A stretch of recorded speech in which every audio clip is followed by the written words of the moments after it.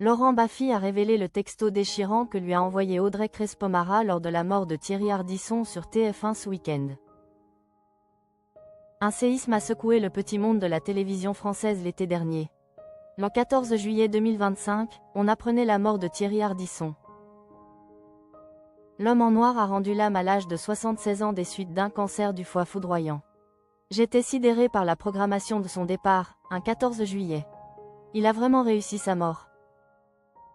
Ce n'est pas une page qui se tourne pour moi mais un mur qui s'écroule, et un mur porteur, avait aussitôt réagi son ami de toujours Laurent Baffy. Ce samedi 3 janvier 2026, l'humoriste a été à nouveau interrogé sur la disparition du producteur dans l'émission 50 Inside présentée par Isabelle Iturburu. Thierry était malade depuis 13 ans, on le savait, on en parlait. On parlait de ses traitements. Il n'y avait pas plus d'inquiétude que ça, juste à surveiller, a-t-il révélé, le cœur serré. Mort de Thierry Ardisson, ce dernier SMS que Audrey Crespo-Mara a envoyé à Laurent Baffy. Si la santé de Thierry Ardisson était surveillée de très près par le corps médical et des spécialistes, sa mort n'a pas moins surpris son entourage.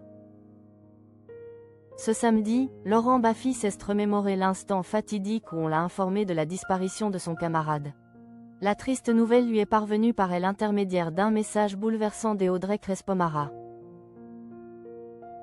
Je me lève un matin avec un texto de sa femme, Audrey Crespo-Mara. Thierry va partir, a évoqué l'ex-chroniqueur de Tout le monde en parle et de Salut les Terriens. Comme tant d'autres amis de l'animateur, Laurent Baffy ne s'attendait pas à une mort si rapide. Ça a été très brutal, s'est-il ému face aux caméras de TF1 ce week-end. Mort de Thierry Ardisson, ces propos que Laurent Baffy regrette. Dans les années 90, Thierry Ardisson et Laurent Baffy ont formé un duo irrévérencieux. Leur insolence teintée de sexisme à l'égard des femmes qu'ils recevaient en plateau paraît aujourd'hui problématique. Ça m'a coûté cher, a expliqué l'humoriste dans 50 Inside samedi dernier. C'est un luxe d'avoir une grande gueule, ça a un prix. Et puis c'est clivant. Conscient de n'avoir pas toujours été tendre sur les plateaux, celui-ci a ouvertement reconnu ses torts. Oui, j'ai fait des vannes parfois sexistes, machistes, j'ai fait des vannes graveleuses, je suis un comique graveleux. Mais je ne m'excusais pas pour tout ça. Je m'excusais auprès des gens que j'avais pu blesser parce que c'est des choses que je n'assume pas. Je veux bien déconner mais je n'ai pas envie de faire de la peine aux gens.